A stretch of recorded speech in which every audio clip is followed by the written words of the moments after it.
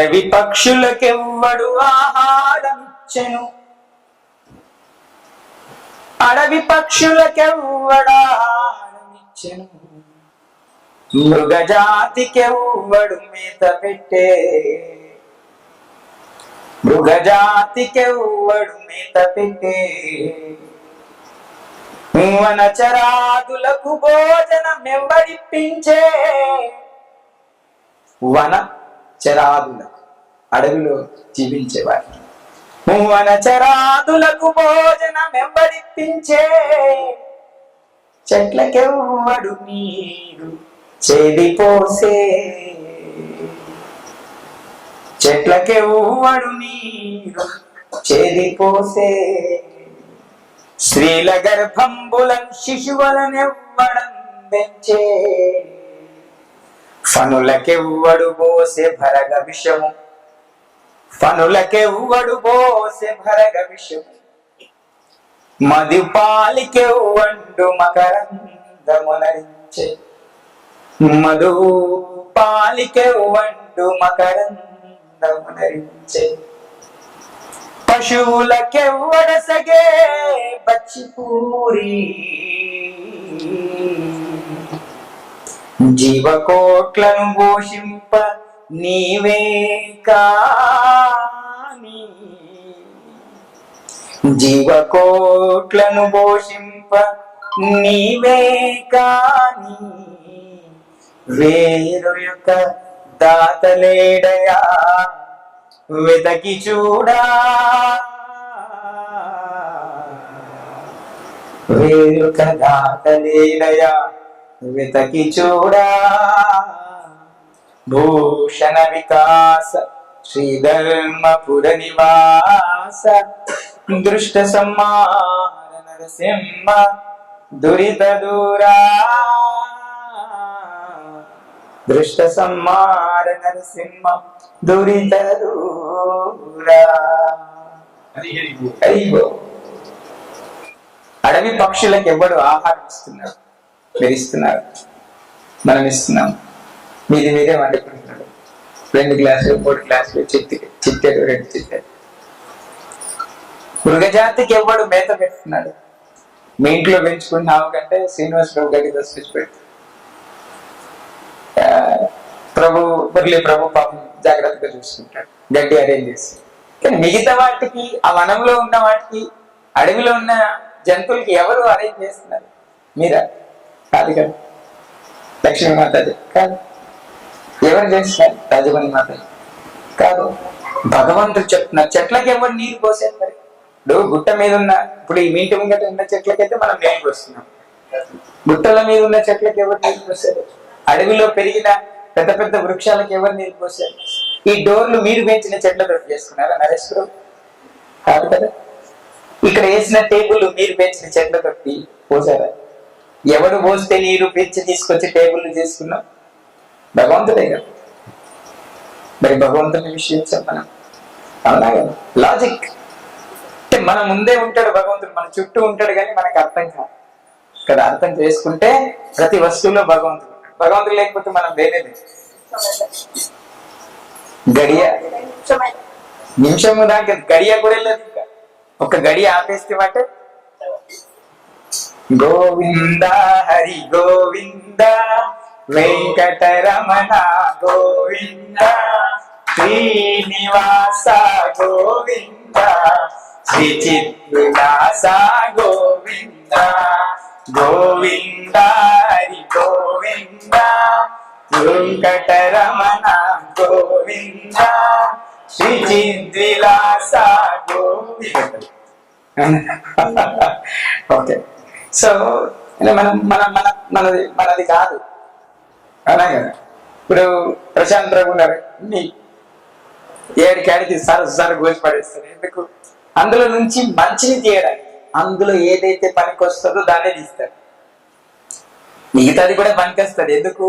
మళ్ళీ నీళ్లు కాగబెట్టుకోవడానికి, వంట చేసుకోవడానికి మళ్ళీ పనికి వస్తుంది. భగవంతుడు ఇచ్చింది వృధాగా పోదు.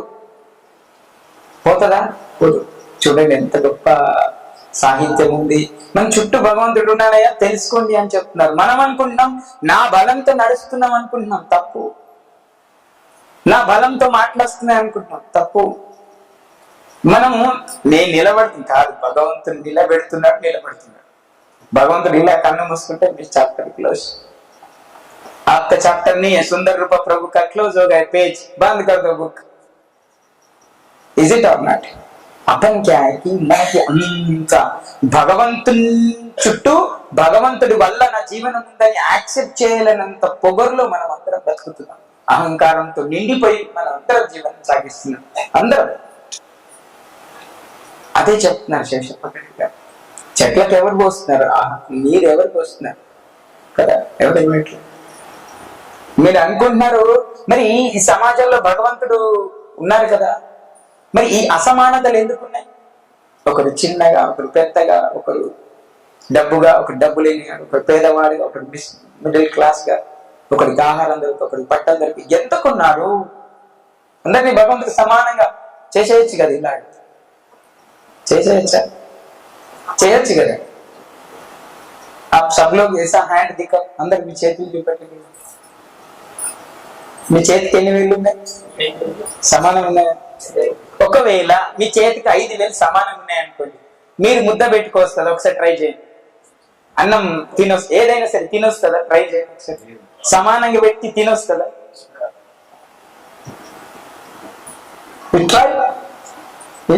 ఇట్ విల్ గో నో, పోది, ఇట్లా పడిపోతుంది బయట. ఇక్కడ ఏ ఫింగర్ ఎట్లా దాన్ని పట్టుకోవాలో భగవంతుడు రాసి పెట్టారు. అవునా కదా? ఆయనకు తెలియని శాస్త్రమా? ఆయనకు తెలియని కామాలజీయా? ఆయనకు తెలియని డాక్టర్ ఉంటాడా? ఆయనకు మించి పెద్ద డాక్టర్ ఎవరున్నాడు? ఆయనకు మించిన పెద్ద సైంటిస్ట్ ఎవరున్నారు? ఈ భూమి ఇట్లనే ఒక వంపు వైపు వంగి తిరగాలి. అది నీ తెలుసుకోవడానికి శాస్త్రవేత్తలకి కొన్ని 100 సంవత్సరాలు పడితే, 100 సంవత్సరాలు వృధా పోయినాయి కదా. అదేదో 100 సంవత్సరాలు భగవంతుడి మీద పెట్టుంటాడు. ఈ గోలోకం నుంచి, అసలు ఈ భూలోకం నుంచి గోలోకంకి పోతుంటాయి, వైకుంఠానికి పోతుంటాయి. కానీ ఆ దృష్టి లేదు. ఏం చేస్తున్నారు? డబ్బులు ఉన్నాయని ఎలాన్ మాస్క్ ఏం చేస్తున్నారు? గురుగ్రహం మీద ఇల్లులు ఎట్లా కట్టాలా? రుచ్చపోయిన పని కాదు. అంటే ఇక్కడ ఏం చెప్తున్నారంటే ఆయన, మనము అనవసరమైన దాని గురించి ఎక్కువగా ఆలోచిస్తున్నాం. ఆచార్యులు ఏం చెప్తారంటే, మీరు ఎప్పుడైతే మనిషి జీవించడం చాలా ఈజీ, మనిషి తాను బ్రతకడం చాలా చాలా ఈజీ. మనిషి బతకడానికి పెద్ద ఖర్చేం లేదు. ఉందా? ఏమే నిజంగా సాధారణంగా మనిషి బతకడానికి ఏమైనా ఖర్చు ఉందా? మీరు చెప్పండి, ఎంత ఖర్చు అవుతుంది ఒక మనిషి బతకాలంటే? నేను అడిగే క్వశ్చన్ మంచిగా అర్థం చేసుకోండి. మనిషి బతకాలంటే డబ్బు అవసరం లేదు అంటే, మనిషి బతకడానికి పెద్దగా ఖర్చు అవసరం లేదు అంటున్నా. పెద్దగా ఖర్చు అవసరం లేదు అంటున్నా. ఒకవేళ మనిషి వేరే వారిలాగా బతకాలని అనుకున్నప్పుడే ఖర్చు పెరుగుతుంది. ఎదుటి వారిలాగా నేను బతకాలి, ఎదుటి వారిలాగా నా ఇంట్లో ఫ్రిడ్జ్ ఉండాలి, ఎదుటి వారిలాగా నా ఇంట్లో 60 ఇంచుల టీవీ ఉండాలి, ఎదుటి వారిలాగా నా ఇంట్లో సోఫాలు ఉండాలి, ఎదుటి వారిలాగా నా ఇంట్లో అన్ని ఉండాలనుకున్నప్పుడే ఖర్చులు పెరుగుతాయి. మీకు మీరుగా బతకాలనుకున్నప్పుడు ఏ ఖర్చు లేదు. కింద పడుకోండి, చాపేసుకొని పడుకోండి, బెడ్ ఏం అవసరం మీకు? అలవాటు చేయండి. రోజు ఒక గంట సేపు అడవికి వెళ్ళండి, ఇస్తరాకులు తెచ్చుకోండి, కుట్టుకోండి, కూర్చోండి. ఒకప్పుడు పూర్వం అందరు అడవి మీద ఆధారపడేవాళ్ళు.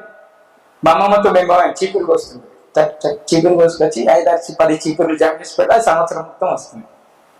ఆకులు మోతకాకులు దొరికొచ్చి దోరణాలు కట్టేసి మిగతా ఇస్తార్లో ఒక 5-6 కట్టలు గుట్టి పెట్టేసి ఈ సంవత్సరం లోపు అందరూ ఏదో ఒక శుభకార్యం, సత్యనారాయణ వ్రతం ఏదో చేసుకుంటే ఆకుల్లో భోజనం పెట్టడానికి మిగతా దోరణాలు కట్టి పెడుతుంది. అప్పుడప్పుడు ఏదైనా నైవేద్యం చేస్తే దాంట్లో నుంచి తెంపి అన్ని స్పాట్లు ఆకు ఇస్తరా కుట్టుకొని తినేస్తుంది, దొప్పలు కుట్టుకొని తినేస్తుంది. But now what we are doing, we are increasing. అదే ఫలానా వాళ్ళ ఇంట్లో చూసినప్పుడు అయిపోయినప్పుడు ఇది ఉండే వస్తువు మన ఇంట్లో ఉండాలనుకున్నప్పుడే మీకు మొదలవుతుంది. ఒక ఒకటే మంచి గుర్తుపెట్టుకొని, నేను పదే పదే నేను చెప్పడం కాదు, ఎంతో మంది ఆచరణలు వచ్చి చెప్తున్నారు, ఎంతో మంది మనకి గ్రంథాల ద్వారా సమాచారం ఇస్తున్నారు. మన మనసు లోపల ఉన్నటువంటి మైలని పోగొట్టడానికి, ఆ యొక్క మాయని పోగొట్టడానికి. మిమ్మల్ని ఎవ్వరు డబ్బు సంపాదించొద్దు అంటే ఎక్కడ ఈ శాస్త్రంలో చెప్పారు డబ్బు సంపాదించదు? No, Krishna it's not told ఎక్కడ చెప్పలేదు భగవద్ కృష్ణ.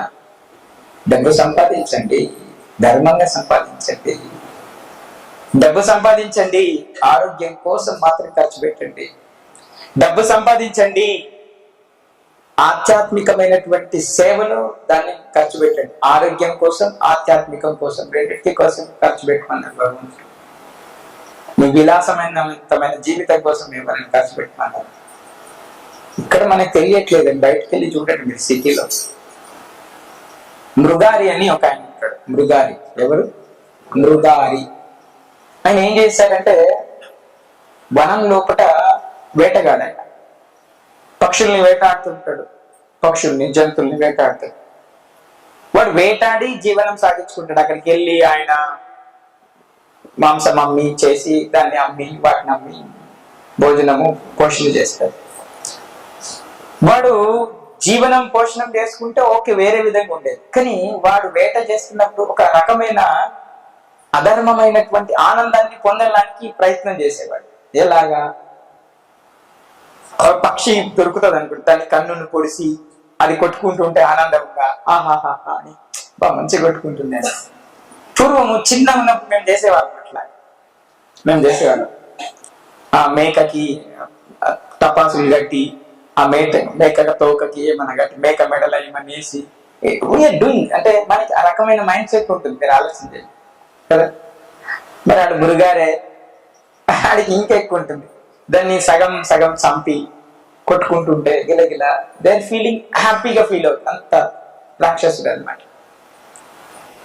అయితే ఇలా ఒకసారి నారదుడు అక్కడి నుంచి వస్తున్నారు.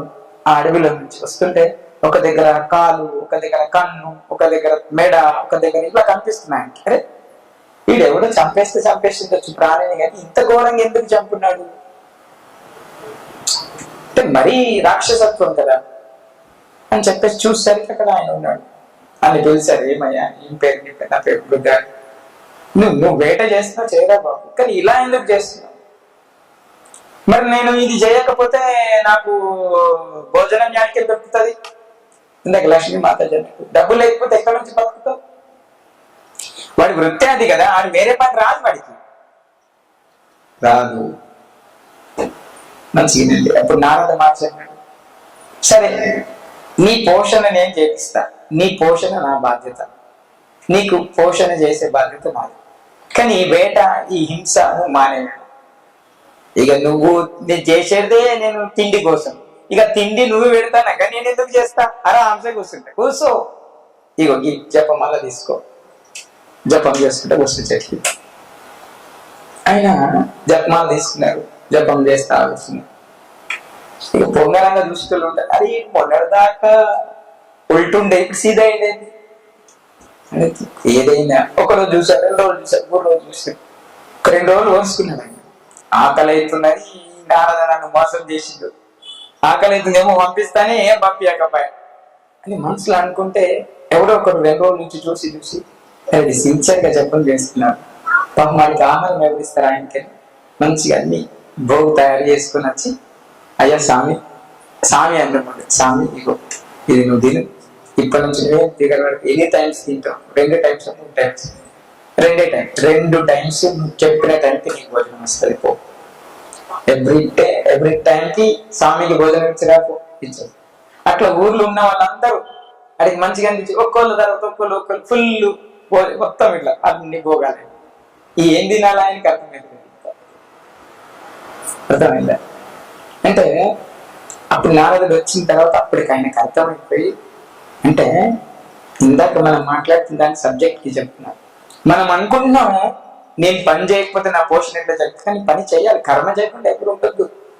కర్మ చెయ్యకపోతే నేరం, కర్మ చెయ్యకపోతే దోషం. కర్మ ఖచ్చితంగా చేయాలి. నేను చెప్పినట్టు కదిలే ప్రతి వస్తువు కర్మ చేయాలి. ఈ మైకుండి దీన్ని ఇది కర్మ చెప్పిస్తేనే కర్మ చేస్తుంది. కానీ మనం అలాగే మనం జీవం ఉంది, మనలో ఆత్మ ఉంది, మనం ఖచ్చితంగా కర్మ చేయాలి. కాకపోతే కర్మ ఎంచుకొని చేయాలి, కర్మ తెలుసుకొని కర్మ చేయాలి, జ్ఞానంతో కూడిన కర్మ చేయాలి, భక్తితో కూడిన కర్మ చేయాలి. ఇష్టం వచ్చినట్టుగా జంతువుల్లాగా పశువుల్లాగా కర్మ చేయకూడదు. ఒకసారి ఒక కోడి ఉంది, కోడి తెలుసు కదా, ఇంట్లో కోడిలు ఉన్నాయి. దాని గుడ్లు బయట ఉన్నాయి, అది ఎక్కడెక్కడ గుడ్లు పెట్టారు, ఒక దగ్గర గుడ్లు పెట్టిందండి, ఒక 5-6 7. ఒకరోజు ఒక గద్ద తన గుడ్లు అనుకుని ఆ గుడ్లలో కూడా ఒక గుడ్డు పెట్టింది. ఎవరు? ఈగని, గద్ద. సో అది మర్చిపోయింది. కోడికి ఏం తెలుసు పాపం, అది గద్ద గుడ్డ అని. సో అది అన్ని గుడ్లతో సమానంగా దాన్ని పొదిగిన తర్వాత అన్ని పిల్లలైన రోజులకు పిల్లలు అవుతాయి కదా. పిల్లలు అయిన తర్వాత అందులో నుంచి అన్ని కోడి పిల్లలు అవుతాయి. ఒక గుడ్లో నుంచి కోడి పిల్లలు కదా. ఏ పిల్లలు? గద్ద పిల్లలు. అయితే గద్ద ఏంటింది, ఆ గద్దకి కూడా కోడి అనే భ్రమ, అవునా కదా. దానికి ఏం తెలుసు, అన్ని కోడులు ఉన్నాయి, కోడి పిల్లలు ఇట్లతో పోతుంది, మేస్తుంది, మళ్ళీ వస్తుంది. అయితే ఇట్లా మేస్తుంది వస్తుంది. ఒకరోజు పైన ఆకాశం నుంచి గ్రద్ద పోతుంది. అన్ని కోడి పిల్లలు ఏం చేస్తాయి, అలమ్మ రెక్కలకి ఉరుకుతుంది, ఇది కూడా ఉరుకుతుంది. ఆ పైన ఉన్న గద్ద చూసి, ఈ గద్ద పిల్ల కదా, ఎందుకు ఉరుకుతుంది, దీనికేం రోగం వచ్చింది, ఇది ఇట్లు ఉరకబట్టే అనుకుంటున్నారు. సరే ఒక్కసారి చూసింది, 2 సార్లు సరిపోయింది. ఇంకొద్ది పెద్దగా అయింది. అది పెద్దగా అయినా సరే అవి ఉరుకుతాయి, ఇంకొక దీనికి ఇంత సైజ్ అయినా కూడా ఉరుకుతా ఉంటాయి. అరే ఇదేమి ఇట్లా? అప్పుడు ఆ గద్ద కిందికి వచ్చి అంతే, అన్ని కోడి పిల్లలు వెళ్ళిపోయినాయి, కానీ గద్ద మాత్రం వెళ్ళలేదు. ఇంకా ఆ వయసు వచ్చేసరికి వెళ్ళలేదు, ఎందుకంటే దానికి గద్ద కదా. సో దానికి ఆ ధైర్యం వచ్చింది. ఎక్కడి నుంచి? గద్ద నుంచి వచ్చిన ధైర్యం. అలా ఆగి చూస్తుంది, ఇది ఏం చేస్తానని చూస్తుంది. ఇట్లా ఏం చేస్తావు, ఏం కథ? గద్ద అంటుంది, నువ్వెవరు?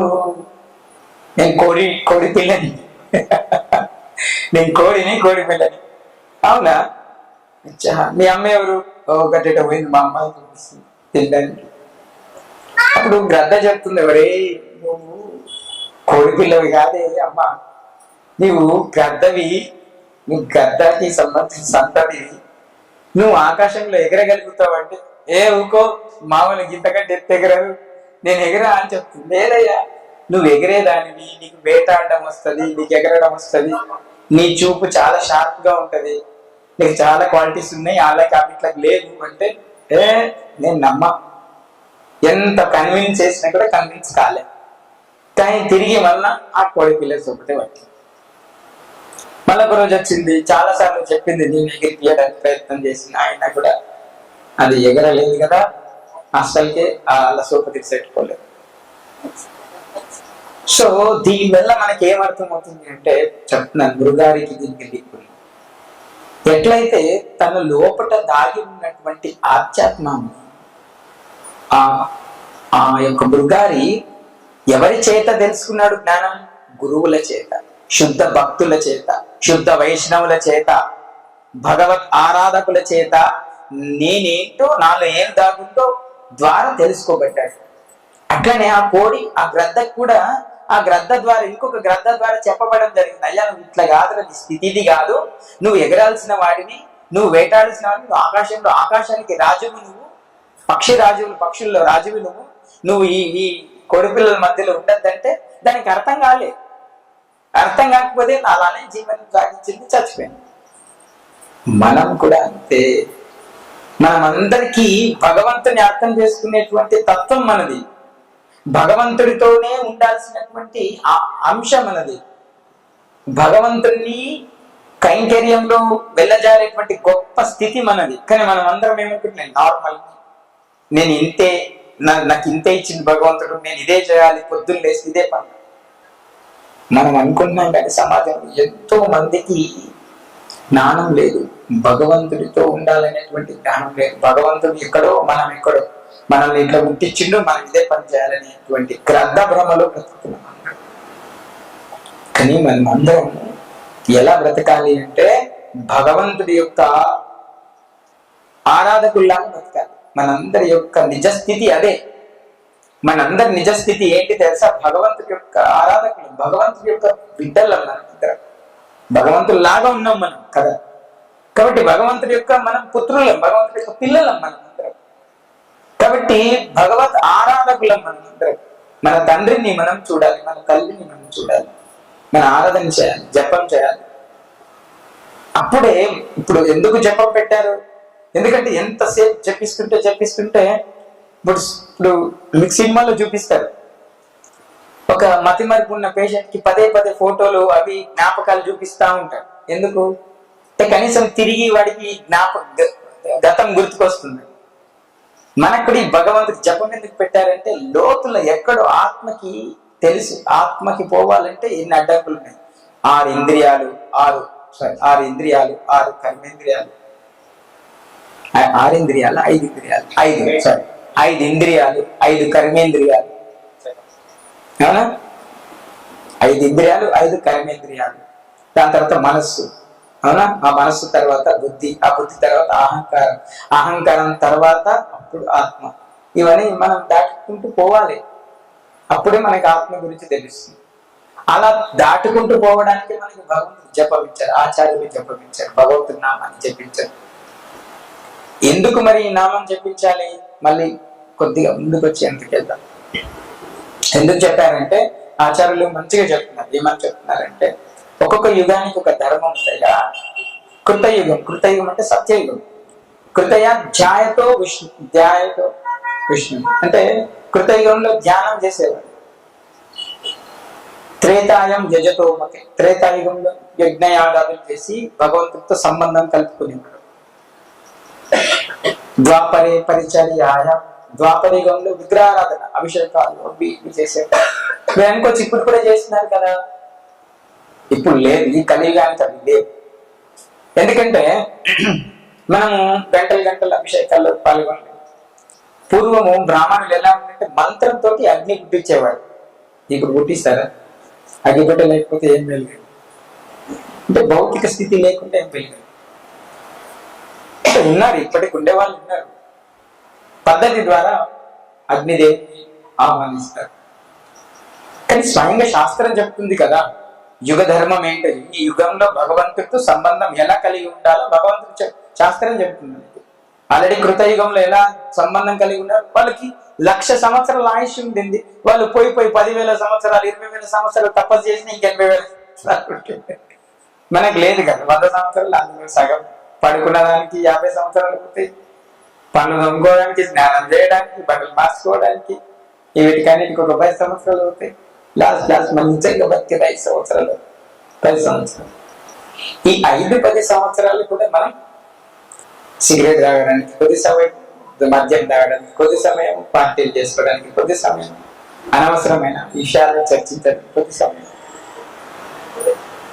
ఆచార్యులు గొప్పగా చెప్తున్నారు, ఎప్పుడైతే మిమ్మల్ని మీరు పోషించుకోవడానికి, మిమ్మల్ని మీరుగా బతకడానికి ఎలాంటి ఖర్చు అవసరం. మీరు చూడండి, బయట ఒక పిచ్చివాళ్ళు ఎవరో తిరుగుతుంటారు, మరి అంటారు అటు ఒకరు పిసోడ్ వస్తున్నారు అంటున్నారు. మరి అది ఎలా బతుకుతున్నారు? బతుకుతున్నా లేదా? ఆహారం దొరికితే చాలు. గాలి, నీరు, నిప్పు, అన్ని, ఆకాశం అన్ని సమానం. భగవంతుడు ఆడికి ఇస్తాడు, మనకి ఇస్తాడు. ఆకలి అయినప్పుడు వాడికి ఎక్కడో మనం ఇంట్లో కాకపోతే కూర్చొని లగ్జరీగా తింటాం. మన కర్మ మనకి దొరికింది, భగవంతుడి యొక్క కృతి ఉంది, లేకపోతే పూర్వజన్మ సుకృతం వాడికి లేదు. అంతే తేడా. సో వాడికి ఎందుకు తేడా వాడికి లేదు అంటే వాడి భగవంతుడి గురించి చర్చించే అవకాశం లేదు, వాడికి చెప్పిన వాడు వినే స్థితిలో లేడు, వాడి కర్మ అదో గతి అయిపోయింది. కానీ మనం అలా లేదు కదా, మనం పిచ్చోళ్ళం కాదు కదా, మనం రోడ్డు మీద తిరుగుతున్నటువంటి బొరుకులం కాదు కదా. అన్ని నీటిగా బట్టలు పెట్టుకోవాలి, మంచిగా శుద్ధంగా స్నానం చేయాలి, అన్ని శుద్ధంగా ఉంచుకోవాలి, పాత్రలు అన్ని అనుకుంటున్నాం కదా. ఆ శుద్ధత్వంలోనే భగవంతుడి ప్రేమ భక్తి దాగింది తెలుసుకోవాలి. మనం ఎవరేమనుకుంటే ఎవరినో తృప్తిపరచాలని మీరు బతికితే శరీరం వదిలే వరకు బాధలు ఉంటాయి. మిమ్మల్ని మీరు భగవంతుడిని తృప్తిపరచాలి, రెండే పెట్టుకోవాలి. మిమ్మల్ని మీరు, కుటుంబం, భగవంతుడు, ముగ్గురే, ఇంకెవరిని పెట్టదు. అలా చేయకపోయారని అనుకోండి, సో చాలా ఇబ్బందులు ఎదుర్కోవాల్సి వస్తుంది. అలానే బృగారి ఇంకా ఆయనకు అర్థమైపోయిందని నాకు నారదుడు చెప్పారు, పోషణ చేస్తే నిజంగా ఇన్ని వస్తున్నాయి, నారదుడు రాగానే కాళ్ళ మీద పడి, అయ్యా నాకు తెలియదు, ఇన్ని సంవత్సరాలు ఎన్నేళ్ళు నేను ఎన్ని తప్పు ఎన్ని జంతువుల్ని మూగ జంతువులు నాకు ఇష్టానుసారంగా చంపాను. అలాంటి నేను ఈ రోజు నుంచి మొత్తంగా నా అశేష జీవితం మొత్తం కూడా నేను అదే చేస్తాను. నిజానికి మీరు చూడండి, పూర్వము బుద్ధుడు తాను రాజుగా ఉండే, మొట్టమొదటిగా రాజుగా ఉండి ఈ సమాజంలో ఉన్న అసమానతలను చూసి ఒకడు గౌరవింపడం, ఒకడు హెచ్చింపబడడం, ఒకడు తగ్గింపబడడం, ఒకడు చూసి చాలా మంది ఏం చేశారంటే, కొంతమంది వాళ్ళ సంప్రదాయాల పేరిట అందరు కావాలని కొన్ని సృష్టించి సాంప్రదాయాల పేరిట, అవునా, కొన్ని ఆచారాల పేరిట అసమానత్వాన్ని సృష్టించారన్నమాట. సమానంగా నువ్వు కాదు, నువ్వు సమానం కాదు, నువ్వు అర్హుడి కాదు, అర్హుడి, అట్లా అసమానత్వాన్ని సృష్టించారు సార్. అది గ్రహించినటువంటి బుద్ధుడు, నేను ఎందుకు రాజుగా ఉండాలి, సమాజంలో అందరికీ సమానమైన ఫలం అందనప్పుడు నేను ఎందుకు రాజుగా ఉండాలి అని ఆయన సన్యాసం గ్రహించి శాంతి బౌద్ధవ్యాన్ని స్వీకరించి అందరికీ చెప్తున్నారు, ఈ అసమానత్వంతో కూడినటువంటి ఆచారం మనది కాదు అని చెప్తున్నారు, స్వయంగా చెప్పారు. కానీ మన శాస్త్రాలు, నిజమైన మన శాస్త్రంలో ఎక్కడ అసమానత్వం లేదు. భగవంతుడి దృష్టిలో ఎవ్వరు అసమానత కాదు, ఏది అసమానత్వం కాదు. ఎవరు అసమానత్వం తెలుసా, మనుషులు తనకి తానే అసమానత్వాన్ని సృష్టించుకున్నారు. మనుషుల్లోనే అసమానతలు ఉన్నాయి తప్ప భగవంతుల్లో లేదు. భగవంతుడు రచించిన భాగవతం, భగవద్గీతలు లేదు. చాలా మందికి అర్థం కాక క్షత్రియులు అన్నారు, బ్రాహ్మణులు అన్నారు, శూద్రులు అన్నారు. No nothing. భగవంతుడు ఏం చెప్తున్నారు, గుణ కర్మ విభాగశ, గుణాన్ని బట్టి మీరు చేసే కర్మని బట్టి మిమ్మల్ని నిర్ణయిస్తాను అనుకుంటు భగవంతుడు, అంతే. ఇప్పుడు మీరు చదువుకున్నారు కదా, డిగ్రీ చేశారు, పిహెచ్డి చేశారు, మీరు ఎగ్జామ్ రాస్తే మీ మార్కులు బట్టి మీకు ఉద్యోగం నిర్ణయిస్తారా, లేకపోతే మీరు మీ మార్కులు రాకున్నా కూడా మీకు ఉద్యోగం నిర్ణయిస్తారా? నిర్ణయించారు. ఒక పెద్ద కోర్టు జడ్జి ఉన్నాడు అనుకోండి, ఆడికి పుట్టిన కొడుకు జడ్జి అయిపోతాడా? ఒక డాక్టర్ ఉన్నాడు అనుకోండి, ఆడి కొడుకు డాక్టర్ అయిపోతాడు. నా కొట్టిన ఆయన ఆపరేషన్ చేస్తారా, మీరు చేయించుకుంటారు. మా కొడుకు ఆయన వాదిస్తానండి ఒప్పుకుంటారా? No, it is not happen in legally. అలాంటప్పుడు భగవంతుడు మనకేం చెప్తున్నారంటే, నీ గుణము నువ్వు బ్రాహ్మణుల్లో అనుకునేటువంటి భౌతిక వాదుల్లో జన్మించినా కూడా నీకు తమో గుణం ఉంటే, ఇతరులను ద్వేషించే గుణం ఉంటే, అపరిశుభ్రత లేకుంటే, నీకు క్రోధం ఉంటే, కోపం ఉంటే, అవునా, సమానత్వంగా చూడలేని స్థితి నీదైతే నువ్వు శూద్రుడివే. అర్థమవుతుంది? ఒకవేళ మన స్థితి బాలేక సరైన ఆర్థిక స్థితి లేని వారి కడుపులో ఉంటాం, అంతే, మనం అంతే. అప్పుడు భగవంతుడు చెప్తున్నారు, నీ గుణం గొప్పది, బ్రాహ్మణత్వం లాగా ఉండేది, అంటే శుభ్రంగా ఉండేవాళ్ళు, మంచిగా భగవంతుని సమయానికి పూజించుకునేవాళ్ళు, భగవంతునితో నడిచేవాళ్ళు. అప్పుడు మీరు బ్రాహ్మణులే. భగవంతుడికి తెలుసు మీరు బ్రాహ్మణులు, మీరు క్షత్రియులు, మీరు ఏముండదు రాజుగా పెద్దగా. అప్పుడు బుద్ధుడు అంటాడు, పోతుంటే భిక్షం అడుగుతూ పోతున్నాడు, పోతుంటే తన దగ్గర భిక్ష పాత్ర పోతుంటే బుద్ధుని చూసిన ఒక రాజు, అబ్బా బుద్ధుడి దగ్గర చాలా జ్ఞానం, ఆ జ్ఞానం నేను గ్రహించాలి అని చెప్పేసి భక్తుడికి భిక్ష వేయాలి. మంచిగా పంచభక్ష పరిమాణాలు అన్ని రెడీ చేసి పెట్టుకున్నారు. పెట్టుకొని బంగారు పల్లెల్లో తీసుకొస్తున్నారు. ఇప్పుడు అది గమనించిన బుద్ధుడు ఏం చేశాడంటే, ఆ పాత్రకి అంతా బురద పూసాడు, అంటే మట్టి అది వేశాడు. నేను తీసి రాజు చూసి ఏమన్నాడంటే, ఈ మట్టి పాత్రలు అంతా మట్టి ఉంది, మీరు గమనించట్లేదు, ఒకవేళ నేను ఈ పదార్థాలు లేచిన మలిన్యం అయిపోతాయి, అంటే కలుషితం అయిపోతాయి, మీరు తినలేరు అని ఆయన చెప్తున్నారు. కానీ ఆయన మహానుడు.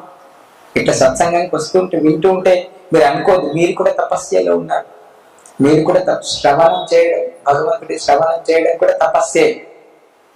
భగవంతుడి కథా శ్రవణం చేయడం కూడా ఒక యోగే, ఒక యోగిగా మీరు రెడీ అవుతున్నారు. ఇట్ ఈస్ ఛార్జింగ్, సెల్ ని ఛార్జింగ్ పెట్టేస్తే ఒక్కొక్క పాయింట్ ఎక్కుతా చూడండి, మీలో కూడా ఎక్కుతుంది. Same thing.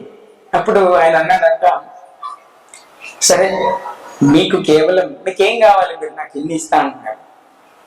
కాదండి, ఈ మాలిన్యం ఉన్న పాత్రలు ఇస్తే మీరు తినలేరు కదా, కలుషితం అయిపోతాయి కదా పదార్థాలు. సరే, మీరు పాత్రను చూస్తున్నారు, మరి మీరు నా నుంచి మీకేం కావాలి? జ్ఞానం కావాలి. మరి మీ జ్ఞానం కావాలంటే మీ యొక్క హృదయం మాలిన్యంతో ఉంది. మీ హృదయంలో చాలా మాలిన్యమైన విషయాలు ఉన్నాయి. అవి క్లీన్ లేకుండా జ్ఞానం ఎట్లా కావాలి? మీకు కోపం ఉండే, రౌద్రం ఉండే, ద్వేషం ఉండే, విద్వేషం ఉండే, స్వార్థం ఉండే, ఇవన్నీ ఉన్నాయి కదా. మీ హృదయం కూడా శుద్ధి లేదు, మీరు ఎట్లా జ్ఞానం కావాలి మీకు?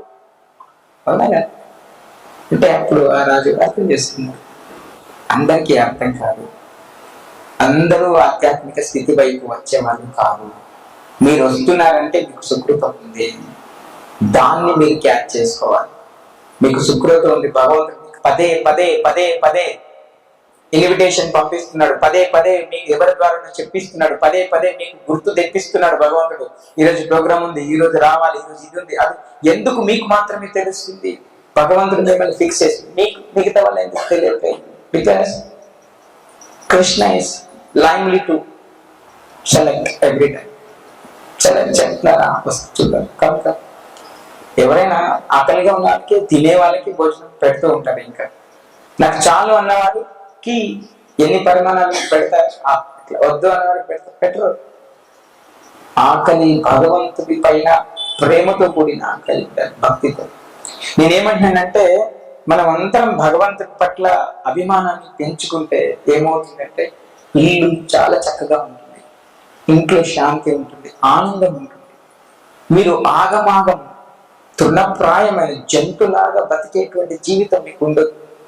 ఈ గడప దాటిపోయారంటే ఆగమాగం జీవితం. ఏమేమో పిలుస్తుంటాయి, ఏమేమో ఆకర్షిస్తుంటాయి, ఏమేమో కలిదోషాలు ఉన్నాయి. అందుకోసమని ఇందాక చెప్పాను కదా, కృతయ ధ్యాయతో విష్ణు త్రేతాయం యజతో ఒకటి, యజ్ఞాలు యాగాలు చేసేవాడు. అలా భగవంతుడు సంబంధం కలిగి ఉంటుంది. ఆ యుగ ధర్మం ఏంటంటే యజ్ఞ యాగాలు చేయాలి, భగవంతుని సంబంధం చేయాలి.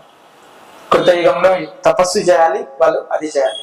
కృతయుగంలో మనుషుల ఆయుష్ 1,00,000 సంవత్సరాలు ఉంటాయి. సరే, దాని తర్వాత త్రేతాయుగంలో మనుషుల ఆయుష్ 10,000 సంవత్సరాలకు పడిపోయింది. వాళ్ళు యజ్ఞాలు యాగాలు మంచిగా సంవత్సరాలు చేసేవారు. దాని తర్వాత ద్వాపర యుగంలో పరిచయాలు, విగ్రహారాధనలు, అభిషేకాలు అన్నీ ఉంటాయి. అప్పుడు మనుషుల ఆయుష్ 1000 సంవత్సరాల దాకా పడిపోయింది. దాని తర్వాత కలవు తత్ హరికీర్తన. ఈ కలియుగంలో మీరేం యజ్ఞయాగాలు చేయలేరు, తపస్సా చేయలేరు. కొద్దిసేపు కూర్చుంటారు, గంట. ఇప్పుడు ఈ గంట సేపు నేను గట్టిగా మిమ్మల్ని 2 గంటలు కూర్చుంటే పెడితేనంటే మళ్ళీ క్లాస్ గోల్ రాలి. అవును. సో అట్లాంటి స్థితిలో మనం ఎక్కడ తపస్సు చేసి యజ్ఞం యాడిస్తే కళ్ళు మండే, ఇది మండే, అది ఎప్పుడెప్పుడు అయితే యజ్ఞం అయిపోతుందా, ఎన్నిసార్లు స్వాహానాలు అర్థం కాదు, భయం అనిపిస్తుంది. కానీ కలియుగం ఎంత మంచి, మనకి ఎంత మంచి సింపుల్ వే ఇచ్చారంటే నిజంగా ఇంత అదృష్టం ఎక్కడ ఉండదు. ఎందుకు తెలుసా? కేవలం హరినామమే. కలవుత హరికీర్తన, హరికీర్తనం చేయాలంతే, ఏం లేదు. ఆడ కూర్చున్న దగ్గర గోవింద గోవింద గోవింద గోవింద అని కొలువాడు, గోవిందాయని కొలువాడు అన్నమాచార్య కీర్తన. అంతే సింపుల్. ఈ కలియుగంలో చాలా సింపుల్ గా భగవంతుడితో సత్సంబంధాన్ని కలిగి ఉండొచ్చు. కేవలం భగవంతుడి నామం జపించడం, భగవంతుడి నామంని అనడం, భగవంతుడి నామం వినడం, భగవంతుడి కథ వినడం, ఇతరులకి చెప్పడం, ఇతరులకి ఇతరులతో భగవంతుడి నామం అనిపించడం. ఇంతే, ఇంకేం లేదు. సింపుల్ గా లేదా? ఏం లేదు. మీరు ఇన్వెస్ట్ చేయాల్సిన అవసరం లేదు, శరీరాన్ని కష్టపడాల్సిన అవసరం లేదు, ఏమి లేదు. It's very simple. సో కాబట్టి మనం అందరం ఇలా కలవుతత్ హరికి. మరి అనేకమైన హరినామాలు ఉన్నాయి, కోట్ల హరినామాలు ఉన్నాయి. హరినామం ఏదైనా హరినామం. ఓం నమో భగవతి వాసుదేవ, ఓం నమో నారాయణ ఇస్తే లేదా, ఓం వెంకటేశాయ ఇస్తే, ఓం శ్రీనివాస ఇస్తే, ఓం సీతారామ ఇస్తే, ఓం వామనాయ ఇస్తే, చాలా కేశవాయ నారాయణ నారాయణ గోవింద విష్ణువే మధుసూదన త్రివిక్రమైన వామనాయన శ్రీధర ఋషికేశ పద్మనాభ, ఎన్నో నామాలు, సహస్రనామాలు. ఏం చెప్పాలి? అప్పుడు చెప్తున్నారు బ్రహ్మ, ఆయన చెప్తున్నారు హరే నామ హరే నామ హరే నామైవ కేవలం కలవు నాస్తైవ నాస్తైవ నాస్తైవ నాస్తైవ గతిరం. అప్పుడు ఇంకా హరినామం తప్ప వేరేది ఏం లేదు. అసలు లేదు లేదు లేదు అని చెప్తున్నారు. అప్పుడు ఏం చెప్తున్నారు? అప్పుడు ఆయన చెప్పిన మంత్రం ఏంటి? హరే కృష్ణ హరే కృష్ణ కృష్ణ కృష్ణ హరే హరే హరే రామ హరే రామ రామ రామ హరే హరే. ఇలా చెప్పండి. ఈ మంత్రంలో ఇతి షోడశ నామ్న కలి కల్మష నాశనం నాతరో పరతరోపాయ సర్వ వేదేషు దృశ్యతే అని భాగవతం చెప్తున్నారు. అంటే ఇది షోడశ నామం. షోడశ అంటే 16 అక్షరాలు ఉంటాయంట దీంట్లో. 16 అక్షరాల కూర్పుతో ఉంటారు. ఈ నామం అత్యంత దుర్లభమైంది. ఈ నామం చెప్తే మీకు కలియుగంలో ఉన్నటువంటి దోషాలు ఏం చెప్తున్నారు తెలుసా భాగవతంలో? మందయో సుమందమతయో మందో భాగ్య. అంటే ఈ కలియుగంలో జనాలకి ఆయుష్ తక్కువ, అవునా? ఆరోగ్యం తక్కువ, అవునా? సో సంపద తక్కువ, అవునా? దాని తర్వాత అన్నిటికంటే ఇంకేం చెప్తున్నారంటే ఎప్పుడు మనుషులు మనస్సు కలత చెందే ఉంటుందట. ఈ కలియుగంలో ప్రతి ఒక్కరి మనసు కలత చెందుతూనే ఉంటుంది. దానికి ఉపాయం ఒకటే ఏంటి? నాతరో పరతరో ఉపాయం. నాతరో పరతరో ఉపాయం. ఇంకన్నిటిని కలిపినటువంటి గొప్ప ఉపాయం ఉంది. నాతరో పరతరో ఉపాయ సర్వ వేదేశ దృశ్యత. అన్నిటిని కూడా మనకి సంహరించే వేదాల యొక్క సారం ఏంటి? ఈ హరే నామ హరే నామ హరే నామ. కాబట్టి ఇంకా చైతన్య మహాప్రభు చెప్తారు శిష్టాష్టకంలో, నామకారి బహుదా నిజ సర్వశక్తి తత్రార్పితా నియమిత స్మరణేన కాల ఏతాదృశి తవ కృపాన్ భగవాన్ మమామి దుర్ధైవ దృశామి అజామి నను రాగ తృణాదపి సునీచేన తరోరివా సహిష్టువా అమానినామానదేన కీర్తనీయా సదః నదనం నజనం న సుందరేంబా జగదీశ కామయే మమ జన్మని జన్మర్యాశ్వతి భవతాద్ భక్తిరయతి త్వయి ఐనందతనుజాం కింకరాం పతితాం మే భవాంకుద కృపయా తవ పాద పంకజ స్థిత దేవి సదృశం చింతయ నయనం దళదశురాయ మదినం దద్దగురాయ పులకే నిచితం వపు కదా తవ నామాగ్రహణే భవిష్యతి యుగాయితం నిమిషేన చక్షుషా పాపుషాయిత నిమిషేన. భగవంతుడు ఇంత చెప్తున్న శిష్టాశ అంటే నామకారి నిజదా బహుద నామకారి నిజదా బహుధర్మ శక్తి. ఈ నామం ఏదైతే ఉందో కృష్ణ, ఈ నామం నిజమైనటువంటి శక్తి కొలది. ఈ నామాన్ని మనం చెప్పుకున్నాం 12 మంది మహాజనులు కేవలం వారికి మాత్రమే కృష్ణుడి గురించి తెలుసు అని చెప్పాం. కానీ మనందరికీ కూడా కృష్ణుడి గురించి తెలుసు అని చెప్తున్నాం. అర్థమవుతుందా? అందుకని గొప్పగా చెప్తున్నారు బ్రహ్మ కలౌతత్ హరికీర్తనాత్ ముక్త సంగ పరం బ్రజే. ఏంటంటే కలియుగంలో అన్ని తక్కువే, అట్లాంటిది కలియుగంలో మనస్సు కూడా ఎప్పుడు కలత చెంది ఉంటుంది. ఆ ఎవరి ద్వారానూ కలత చెందుతూ ఉంటుంది. మనం ఒకరోజు చెప్తాను ఎన్ని రకాల కర్మలు ఉన్నాయి, మనకి ఎన్ని రకాల బాధలు వస్తున్నాయి. నిజమైన దుఃఖం ఏది అని శాస్త్రంలో చెప్తున్నారు తెలుసా? ఏదైతే దుఃఖం అందరికి సమానంగా ఉంటుందో అదే నిజమైన దుఃఖం. అయితే 3 రకాల దుఃఖాలు ఉన్నాయి, అవునా? ఎన్ని రకాల దుఃఖాలు ఉన్నాయి? 3. మంచి గుర్తుపెట్టుకో. ఒకటి ఆధ్యాత్మిక క్లేశాలు, అవునా? ఆది దైవిక క్లేశాలు, ఆది భౌతిక క్లేశాలు. 3 రకాలుగా విభజించారు.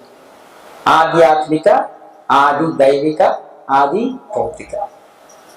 ఆది భౌతిక ఆధ్యాత్మిక ఏదైతే ఉందో మనలో నుంచి మనకి సొంతంగా మనకి దుఃఖం వస్తుంది. అంటే మన శరీరం రోగం రావడం, మన శరీరం వ్యాధి రావడం, దానివల్ల మనకి దుఃఖం వస్తుంది. సో మన శరీరంలో రుగ్మత పాలవడం, దానివల్ల మనకి బాధలు వస్తాయి శరీరంలో. ఆది ఆధ్యాత్మికం అయిపోయింది. ఆది దైవికం అంటే 3వ వ్యక్తి అంటే ప్రకృతి ద్వారా మనకి దుఃఖం వస్తుంది. ప్రకృతి ఇప్పుడు వాతావరణం చల్లగా ఉంది, సరదాయే. వాతావరణం వెచ్చగా ఉంది, ఏదో ఆయే. వాతావరణం తుఫాన్ వచ్చింది, పంట నష్టమైంది, అవునా కదా? బాగా ఆనబడ్డది, అట్లని నానిపోయా, దుఃఖం వచ్చిందా? రాదు. బాగా గాలికి ఎదురుగాలు ఎనిపిస్తున్నాయి, ఉన్న గుడిసె ఒకటి కూలిపోయా, దుఃఖం వచ్చిందా? రాదు. అంటే ప్రకృతి నుంచి మనకు దుఃఖం వస్తుంది. ఇలాంటి ప్రకృతి ద్వారా వస్తాయి దుఃఖాలు. వస్తాయా రావా? ప్రకృతిలో ఎండ బాగా కొట్టినా అదొక కరువు వస్తుంది. నీళ్లు వర్షం పడకపోయినా మనకి కరువు వస్తుంది, అప్పుడు దుఃఖం వస్తుంది. పంట సరిగా పండకపోయినా దుఃఖం వస్తుంది. అంటే ప్రకృతి ద్వారా దుఃఖం వస్తుంది. ఇది 2వది. మూడోది ఏంటి? ఆది భౌతిక. అంటే ఈ ఇప్పుడు చూడండి, మనం అన్న మూడో ప్రకృతి ద్వారా, ఈ మూడోది ఆది భౌతిక ఏంటంటే మూడో వ్యక్తి ద్వారా దుఃఖం వస్తుంది మనకి. మూడో వ్యక్తి ఎవరైనా కావచ్చు, మూడో వ్యక్తి ద్వారా మనకి దుఃఖం వస్తుంది. ఇప్పుడు చూడండి, మూడో వ్యక్తి అంటే ఇప్పుడు చూడండి, మూడో వస్తువు వల్ల, ఇప్పుడు సపోజ్ ఒక కుక్క వల్ల కూడా దుఃఖం వస్తుంది, దోమల వల్ల దుఃఖం వస్తుంది. ఇప్పుడు రాత్రి మొత్తం దోమలు ఉన్నాయనుకో, వనదేమత దోమలు ఇంట్లో పడుకోబెట్టినని మొత్తం ఆ రోజంతా దుఃఖం. అంటే లైక్ వీఆర్ ఫీలింగ్ అన్కంఫర్ట్, అవునా కదా? సో మనకి ప్రకృతి వల్ల దుఃఖం రావడం వేరు, దాంతో మూడో వ్యక్తి వల్ల దుఃఖం వస్తుంది. ఆది భౌతిక క్లేశం అంటారు. దోమలు కావచ్చు, కుక్కలు కావచ్చు, పందులు కావచ్చు, బేడలు కావచ్చు, గుర్రెలు కావచ్చు, ఎక్కడి నుంచో మూడో వ్యక్తి వల్ల మనకు వస్తుంది. మన వల్ల మూడో వ్యక్తి మన మీద దాడి చేయడం వల్ల, మూడో వ్యక్తి మనకి ఇబ్బంది కలిగించడం వల్ల దుఃఖం వస్తుంది. అందుకనే శాస్త్రులు చెప్తున్నారు, నిజానికి భక్తుల సాంగత్యంలోనే ఉండాలి. మీరు భక్తుల సాంగత్యంలో ఉంటూ భౌతికంగా ఉన్నారనుకోండి, మీకు చాలా ఇబ్బందులు వస్తాయి. ఏమైతుందంటే ఈ యొక్క కలియుగంలో మధ్యవర్తిత్వం చేయొద్దు అని శాస్త్రంలో. ఏ వర్తిత్వం? మధ్యవర్తితోనే నీకేం చేసిన నింపుతారా అని పడుకోపోతుంది. చాలా వినిపిస్తావు, అది తీసుకుంటాడు, ఎంజాయ్ చేస్తాడు. కట్టేటప్పుడు ఎవరు కట్టారు? మధ్యలో నన్నుగా కట్టాలి, వాడు కట్టారు. దిస్ ఇస్ కలియుగ. నేను ఎవరిమ్మన్నాను, ఎవరమ్మను, వాడు ఎవరు కట్టు మనల్ని పట్టుకుంటాడు. This is will happy in కలియుగ. ఇది కలియుగంలో జరుగుతుంది. భౌతికమైనటువంటి జీవనంలో ఎవ్వరికి మధ్యవర్తిత్వం ఉండదు. దయచేసి గుర్తుపెట్టుకోండి. ఎవరైతే ఆధ్యాత్మికంగా భక్తిగా ఉన్నటువంటి భక్తులకి వీరు మధ్యవర్తిత్వం చేయడం వల్ల, సో వాళ్ళు మాట తప్పినా కూడా భగవంతుడి ద్వారా, ఆధ్యాత్మిక గురువు ద్వారా శిక్ష అనుభవిస్తారు వాళ్ళు. సో కానీ లేదనుకోండి, భౌతికంలో మీరు శిక్ష అనుభవించాల్సి వస్తుంది, మీరు ఇబ్బంది పడాల్సి వస్తుంది. అంటే అందరికీ పోవద్దు, అంటే పోవద్దు, మొత్తానికి పోవద్దని కాదు మధ్యవర్తిత్వం, కానీ భౌతికంగా చూసుకొని పోయి. ఎందుకంటే కలియుగం ఎవరు ధర్మంగా ఎవరు ఉంటారు? హింస చేయకుండా ఎవరున్నారు? మత్తుకు లోన్ కాకుండా ఎవరున్నారు? ద్వేషం రాకుండా ఎవరున్నారు? కోపాన్ని రాకుండా ఎవరున్నారు? మనుషుల్లో కలుషితం లేకుండా ఎవరున్నారు? షడ్గుణాలు లేకుండా ఎవరున్నారు? అందరికీ ఉన్నాయి. మరి అలాంటి వాళ్ళ నుంచి మనం మంచి ఎక్స్పెక్ట్ చేయడం వల్ల తప్పు. సో అందుకోసమని ఇక్కడ భక్తులతో కలిసి ఉండాలి. ఈ కలియుగంలో మనకి ఏం చెప్తున్నారంటే అదే కలవుతత్ హరి కీర్తనాలు. కలియుగంలో హరినామం, అందులో హరే కృష్ణ మంత్రం అనేది. సో అందులో ఏదైతే ఉత్థాన పదాలు ఉన్నాయో, ఏ పదం అయితే ప్రతి పదం అంటే ఏ పరమార్థమైనటువంటి పదం ఉందో ఆ పదం నుంచి సర్వ పరమార్థాలు ఉద్భవిస్తాయో అలాంటి ఉన్నతమైన పదాల నుంచి యాడ్ చేసినటువంటి మంత్రం అది కృష్ణ. చెప్పారు భగవంతుడు సాక్షాత్తు శివజీకి చెప్తున్నారు, పార్వతి శివజీకి చెప్పారు ఏమని, అవునా? సో ఆరాధనానం సర్వేశం విష్ణుల ఆరాధన స్వయంగా శివుడు చెప్పినటువంటి మంత్రం. ఏమైనా మంత్రం? శ్రీరామ రామ రామేతి రమే రామే మనోరమే సహస్రనామ తత్తుల్యం రామనామ వరాననే. ఇది సాక్షాత్తు శివజీ పరమ పార్వతీదేవికి చెప్పినటువంటి మంత్రం. ఏమని చెప్తున్నారు? సహస్రనామ తత్తుల్యం రామనామ వరానం. 1000 సహస్రనామాలు విష్ణునామాలు చెప్తే ఎంత ఫలితం వస్తుందో ఒక్కసారి మీరు రామ అంటే అంత ఫలితం వస్తుంది. సహస్రనామ తత్తుల్యం రామ నామ వరానని. ఒక్కసారి మీరు రామ అంటే 1000 సహస్రనామాలు చెప్తే ఎంత సమయమో, ఎంత పుణ్యమో, ఎంత ఫలితం వస్తుందో అంత ఒక్కసారి మీరు రామ అని భక్తితో చెప్తే అంత ఫలితం వస్తుంది. అలా 2 సార్లు మీరు రామ అంటే ఒక్కసారి కృష్ణ అంటే సరిపోతుంది. ఒకసారి కృష్ణ అన్నారంటే 2 సార్లు మీరు రామ అన్నట్టంటే 3 సార్లు రామ అన్నంత ఫలితం వస్తుంది. అంటే 3000 సార్లు మీరు ఇండైరెక్ట్ గా విష్ణు సహస్రనామాన్ని చెప్పించినటువంటి పుణ్యము మీకు ఒకసారి కృష్ణ అంటే తొలగిపోతుంది. చూడండి, మరి 2 సార్లు కృష్ణ అంటే ఎంత ఫలితం వస్తుందో ఒకసారి రాధా, శ్రీరాధా, హరే అంటే అంత ఫలితం వస్తుంది. అందుకని హరే అనేటువంటి శబ్దాన్ని ముందు పెట్టారు. హరే కృష్ణ అంటే కృష్ణుని యొక్క అంతరంగిక శక్తి, కృష్ణుని యొక్క అంతరంగిక ప్రేమ శక్తి, ఆమెను ముందు పెట్టి సో కృష్ణుడు తర్వాత హరే రామ, సో రాముని యొక్క ఆహ్లాద శక్తి, రాముని యొక్క అంతరంగిక ప్రేమ శక్తి, వారిని స్తుతిస్తూ రాముని స్తుతిస్తుంది. ఇంతకంటే గొప్ప నామం ఏంటి? మీరు ఏ నామం తీసుకోండి, ఈ మూల నామం నుంచే వచ్చింటాయి, వీళ్ళ నామాల నుంచే మిగతా నామాల నుంచి ఉంటాయి. మీరు ఏ పూజన్నా తీసుకోండి, అవునా? సో భగవంతుడి నామం లేకుంటే ఏ పూజ కాదు. శుక్లం ధరధరం విష్ణు శశవర్ణం చతుర్భుజం ప్రసన్నవదనం ధ్యాయ సర్వ విఘ్నోపశాంతి. అది ఎవరిది? గణపతిదా శ్లోకం.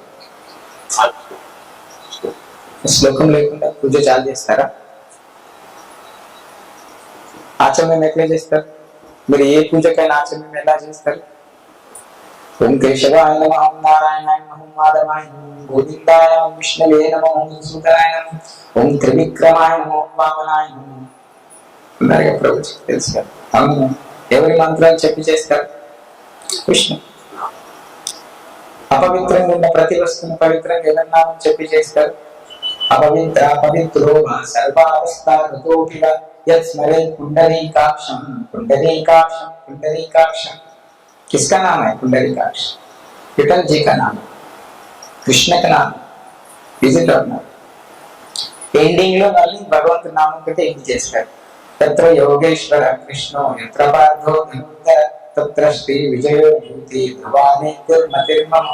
బస్ ఓ శ్లోకం భగవద్గీతలో లాస్ట్ శ్లోకం, భగవద్గీతలో ఉన్న లాస్ట్ శ్లోకం.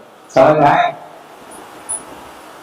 మరి అలాంటి దాని మార్గంలో, అలాంటి దాని స్థితిలో మనం అందరం కూడా ఆస్వాదించడానికి వస్తున్నాం. భగవంతుడు మనందరినీ పదే పదే పదే పదే రండి ఎందరు పిలుస్తున్నారు. ఒకవేళ మనం సొంతంగా రాలేని పక్షంలో మిమ్మల్ని మీరు శిక్షించుకుంటున్నారే తప్ప భగవంతుడు శిక్షించట్లేదని గుర్తుంచుకోండి. భగవంతుడి యొక్క లక్షణం ఏంటంటే, మీకు భగవంతుడు అంటే, మీరంటే భగవంతుడికి ఇష్టం ఉందనుకోండి, పదే పదే మీకు సమాచారం ఇస్తా ఉంటాడు, మీకు గుర్తు చేస్తూ ఉంటాడు. రండి రండి దత్తాత్రేయ ఈరోజు ప్రోగ్రామ్ ఉంది, ఇక్కడ రండి, లేకపోతే సండే ప్రోగ్రామ్ ఉంది, రండి, సండే భగవద్గీత ఉంది, భగవంతుడు మాట్లాడిన మాటల నుంచి ఒక మాట విన్నాం, రండి. అలా భగవంతుడు మీకు మెయిల్స్ ఇస్తా ఉంటాడు, మెసేజ్లు ఇస్తా ఉంటాడు, ఎవరో ఫోన్ చేపిస్తా. फिर भी आप अपने हम अभी इधर शादी में जाने का है बोले, तो शादी में जाएगा तो सब कर्म आपके ऊपर आ जाए, मुश्किल क्या है? ओके, सही है. అంటే అఫ్ కోర్స్ అన్ని చూడాలి కానీ మీరు వెళ్ళండి, కానీ ఈ హింసాత్మకమైనటువంటి పనుల్లో మాత్రం పాల్గొనకుండా చూసుకోండి. మీరు పెళ్లికి వెళ్ళండి, పనులు చేయండి, పందిరేయండి, అన్ని తోరణాలు కట్టండి, ఇంకేమో సర్దండి. హింసాత్మకం జరిగేటువంటి ప్లేస్ లో మీరుంటే ఆ కర్మ మీకు కూడా అంటుతుంది. మీరు అనుకోవద్దు ఉత్తగా పోయించినాం కాబట్టి ఉత్తగ కూడా అంటుతుంది. బురదలకి ఉత్తగా పోయినాడు అంటుతుంది, తెలిసిపోయినా అంటుతుంది, తెలియకపోయినా బురద అంటుంది, అంటదే అంటుంది. తెలిసి ముట్టినా తెలియక ముట్టినా నిప్పు కాలుతున్నట్టుగా. సో అది మిమ్మల్ని ఇబ్బంది చేస్తుంది, మీ సంతానాన్ని ఇబ్బంది చేస్తుంది. ఇబ్బంది చేసేది మీ దగ్గర ఎందుకు పెట్టుకుంటారు అంట, ఇబ్బంది చేసేదాన్ని మీరు ఎందుకు అవలంబిస్తారు అంట, ఇబ్బంది పడేటువంటి మీ జీవితాన్ని అయోమయం చేసేటువంటి దాంతో మీరు ఎందుకు ప్రయాణం చేస్తారు అంట. ఎప్పుడైనా సరే ఆరోగ్యాన్ని కొని తీసుకొచ్చేటువంటి మీరు, ఒకరోజు మేము ఆకుకూర తీసుకొని వచ్చి వెంట కట్ చేస్తున్నాం. మా ఇంట్లో నాకు నీళ్ళు ఊరుతున్నాయి, తప్పుగా అనుకోద్దు, అంటే కృష్ణుడికి పెట్టకుండా అలా చేయడం తప్పు. నాకు ఒక్కసారి ఏమో ఫీలింగ్ అంతే తప్ప భగవంతుడికి పెట్టకుండా ఇదేంటి భావన అంటే వేరే వాళ్ళకి చెప్తుంటే అరే ఇంకా ఆకుకూరది చూస్తే మీకు నోరు ఉంటుంది. ఆపై మరి ఏం చేయాలి చెప్పండి? ఆ ఆకుకూరలు ఎంత పచ్చదనం, ఎంత సాత్వికంగా అనిపిస్తుందంటే, దాంతో ఎంత మంచి ఆకలి తీరుతుందో, ఎంత మంచి పోషణ వస్తుందో చెప్తుంది ఆత్మ. Take it. దానివల్ల మీకు నిగ్రహం వస్తుంది, ఆరోగ్యం వస్తుంది, మంచిగా ఆలోచించగలుగుతారు, శుద్ధమైన స్టాండర్డ్ నిర్ణయాలు తీసుకోగలుగుతారు. డెసిషన్ మేకింగ్ స్కిల్స్ అంటారు ఇంగ్లీష్ లో, డెసిషన్ మేకింగ్ స్కిల్ అంటారు. ఆ స్కిల్ ఎలా వస్తుంది తెలుసా? పర్ఫెక్ట్ సిస్టమేటిక్ లైఫ్ ని పాటించిన వారికి వస్తుంది. అలాంటి ఆహారం తీసుకునే వారు ఒక నిర్ణయం అంటే ఆ నిర్ణయం మీద గొంతు పోయినా సరే కానీ నిలబడతారు. ఎలా ఎందుకు తెలిసి సరైన ఆహార నియమాన్ని పాటించిన వాడికి అది సాధ్యం. మంచి నిర్ణయం, మీ నిర్ణయం, మీ జీవితానికి సంబంధించిన నిర్ణయం మీరే తీసుకోగలుగుతారు. అయ్యా మా జీవితంలో ఎవ్వరి మీద ఆధారపడాల్సిన అవసరం లేదు. మీరే మీ నిర్ణయం మీద మీరే మంచి మీరు తీసుకునే ప్రతి నిర్ణయం మీరు నిజంగా ఆలోచన చేయండి. ఒక 20 సంవత్సరాలు లేకుండా 30 సంవత్సరాలు లేకుండా 35 సంవత్సరాలు వచ్చిన తర్వాత అసలు నేను ఎన్ని గొప్ప నిర్ణయాలు తీసుకున్నాను, నేను తీసుకునే నిర్ణయాల వల్ల నా జీవితంలో మంచి జరిగిందా, నేను తీసుకునే నిర్ణయాల వల్ల నాకు విజయం అనేది ఒక్క దగ్గర దక్కిందా, ఒకసారి వెనక తిరిగి చూసుకోండి. కానీ ఇప్పటి నుంచి అలాంటి జరగకూడదు. అలా ఉండాలి. మీరు తీసుకునే ప్రతి నిర్ణయం అది మిమ్మల్ని, మీ యొక్క కుటుంబాన్ని సరైన స్థితిలో, సమాజంలో సరైన దిశలో మిమ్మల్ని, మీ మనస్సుని నడిపించేదై ఉండాలి నిర్ణయం. కానీ ఆ నిర్ణయం మిమ్మల్ని సమాజంలోను, స్థితిలోను, మానసికంగాను అస్తవ్యస్తం చేసేది ఎందుకు ఉండాలి? భగవంతుడు శుద్ధంగా చెప్తున్నారు, అది మీకు అవసరం లేదు, అనవసరమైంది. నేను ఇదే చెప్పాను ఇందాక, మనిషి తాను మనిషిగా బతకడానికి ఎలాంటి ఖర్చు అవసరం లేదు. సాత్వికంగా 1 కిలో పప్పు తెచ్చారంటే ఇంత పప్పు వేసుకొని చింతపండు వేసుకొని పప్పుచారు చేసుకున్నారు, హ్యాపీగా అందరు తినేస్తారు మంచిగా. మీరు చూడండి. కానీ మీరు నిజంగా ఆలోచించండి, హింస జరిగిన లేకుంటే హింసాత్మకమైంది మీ ఇంట్లో అండినప్పుడు మీ ఇంట్లో అలా జరిగి ఉంటుంది. మీరు ఎప్పుడైనా ఆలోచించండి, మీరు ఎప్పుడైనా గమనించండి. ఇంకొకటి ఆలోచన చేయండి, ఎక్కడైతే హింసాత్మకమైనటువంటి భోజనం వడ్డించబడుతుందో ఆ ఫంక్షన్ కానీ ఆ పరిక్రమ అదంతా కూడా అస్తవ్యస్తంగా ఉంటుంది. మీరు ఎవరిని కదిలించిన గొడవ అవుతుంది. మళ్ళీ ఎవ్వరు కూడా ఆ ఫంక్షన్ నుంచి అసలు తృప్తిగా ఎవ్వరు పోరు. మీరు ఎవ్వరిని అడిగి సరే మంచిగా ఉంటా, మంచి బెటర్, ఏ యాడా గిన్నె వేసిండ్రు ఎక్కువ వేయలేరు, లేకుంటే ఖాళీ సూప్ వేసిండ్రు, లేకుంటే ఎక్కువ పెట్టలేదు, పెట్టింది కానీ గసుటోళ్ళే పెడతారు, వడ్డించేటోళ్ళు ఎవ్రీథింగ్ లైక్ అసంతృప్తి వస్తుంది. బట్ నిజం చెప్తుంది, మీరు ఒక 10 మూగ జంతువుల్ని కోసి పెట్టినా వాడు సాటిస్ఫాక్షన్ కాదు. అవుతారా? No, nothing. కానీ ఎప్పుడు సాటిస్ఫాక్ట్ అవుతారో తెలుసా? మీరు మంచి ఒక గుత్త వంకాయ వండి, అవునా, పప్పు సాంబార్ చేసి మంచిగా రైస్ పెట్టి ఇంత ఒక హాట్ చేసి ఒక స్వీట్ చేస్తే చాలు ఇక బాగా వేసుకోయే అర్థం నాకు ఇప్పటికే కడుపు బుల్లి నిండిపోయింది, ఇంకొక వంటనో nothing, because the satisfaction will stop you at time. అక్కడికి ఆపేస్తుంది. తృప్తికరమైనటువంటి వాతావరణం ఏర్పడుతుంది అక్కడ. మీరు అబ్జర్వ్ చేయండి. ఎందుకు గుమ్మానికి మామిడాకులు కడుతున్నారు? కోడి తలకాయలు, మేక తలకాయలు పెట్టండి, మరి మంచిగా అనిపిస్తుంది. పెట్టాలి కదా, ఎందుకు పెట్టట్లేదండి? అశుభమనే కదా మీరు పెట్టుకోండి. శుభం అయితే అది కాదు కదా లెక్క. అంటే మన బుద్ధి ఉంది మనకి, కానీ పనిచేసే దగ్గర పనిచేయదు, అది వెలిగించే దగ్గర వెలిగదు. కాబట్టి భగవంతుడు ఈ శ్లోకం ద్వారా, నరసింహ శతకం ద్వారా అక్కడ నుంచి మనం స్టార్ట్ చేస్తాం. అంటే మనం లాగా జీవించడం మర్చిపోయాం. మనం మనలాగా జీవించడం మళ్ళీ భగవంతుడి యొక్క జ్ఞానం ద్వారానే సాధ్యం అవుతుంది. భగవంతుడి యొక్క నామస్మరణ ద్వారానే మళ్ళీ అది మనకి. ఎట్లయితే మీరు మంచి ఆలోచన చేయండి, ఒక బంగారం అయినా సరే దాన్ని నిప్పులో పెట్టినప్పుడు ఏమవుతుంది? ఆ నిప్పులకు ఉన్నటువంటి రంగు బంగారానికి అతుక్కుంటుంది. ఎర్రగైతుందా, పచ్చగా అవుతుందా?